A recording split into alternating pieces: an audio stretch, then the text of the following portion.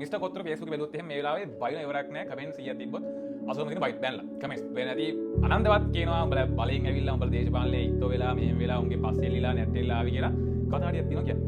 ඔයා බලන්න ඕනෙම සල්ලිකාරයෙක්ගෙන් කොන ඇහුවොත් එහෙම ඔයාගේ අවසානේ මොකද්ද කොන ඔයාගේ අවසාන ඔයාට මොකද්ද අවසාන ඕනේ කියලා කියන්නේ උත්තරය මොකද්ද බලය. ඔයා දැක්කද ලංකාවේ ඉන්න ලොකුම සල්ලිකාරයෝ හරිද කොනවා කියන්නේ ස්ටොක් මාකට් එකක කොහෙවත් ගත්තොත් එහෙම කොහෙවත් කොන් ටික අන්තිම වෙලාවේ සෑහෙන් try කරා ඉන්න දේශපාලනයට. ඇයි ඉන්නේ? සල්ලි නැතුව. මොකද්ද ප්‍රශ්නේ? නෑ. ගොඩක් දේවල් තියෙනවා. ඒවා සල්ලි වලින් කරන්න බෑ. ඒකට බලය ඕනේ. හරිද? මේ මිනිස්සු ඔක්කොම try කරන්නේ තමන්ව නැත්නම් තමන්ගේ පවුල නැත්නම් තමන්ගේ වටේ ඉන්න තමන්ගේ ඉකොනොමි සතුටු කරන්න. ඇත්ත කතාව ඒකනේ. ඒතකොට ඒ සතුටු කරන්න සමහර වෙලාවට මිනිස්සෙක් ඕන දෙයක් කරාවි.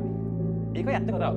අන්න ඒකයි මිනිස්සු සමහරලාවට සල්ලි හම්බ කරලා අවසානයේ එතනින් එහා එයාගේ තමන් තෘප්තිය ගන්න බලය හොයන් යනවා. ඔයා දන්නවද මම පොඩ්ඩක් ටෙස්ට් එකක් කරා. ඒ තමයි මම දන්න පස්සෙන්ට කිව්වා පොඩි කුඩු සීන් එකක් තියෙනවා කරන්න.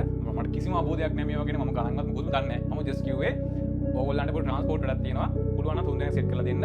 හරිද? 3 දෙනා සෙට් කරොත් එහෙම සාමාන්‍ය එක ටර්න් එකකදී මම ගණන් දන්නේ නැහැ. මට කිසි අවබෝධයක් නැහැ. මම සම්බන්ධයක් නැති වෙන්නේ. මම කිව්වා ලක්ෂ 5ක් හම්බ වෙනවලු. මටත් කියවන සෙට් කරලා දෙන්නම් කියලා කිව්වා. පුළුවන් නම් 3 දෙනා සෙට් කරලා දියන් කියලා කිව්වා. එතකොට හිතන්නකෝ සාමාන්‍ය ඇවරේජ් මනුස්සයෙක් ගත්තොත් එහෙම මාසෙ මම කිව්වා ලක්ෂ 50ක් විතර හම්බ කරන්න පුළුවන්. සාමාන්‍ය ඩේලි පොඩි ට්‍රාන්ස්පෝර්ට් එකක් දෙන්න තියෙන්නේ එහෙම කියලා හොරෙන් කියලා කිව්වා. සාමාන්‍යයෙන් ඒක 20 දෙනෙක්ගෙන් විතර අහලා තිබ්බා 20ක් 21ක් විතර. පුදුම විතර කතාව තමයි. කවුරුත් බෑ කියලා නේද? ඇයි ඒ? හැමෝම ස්ට්‍රගල් එක.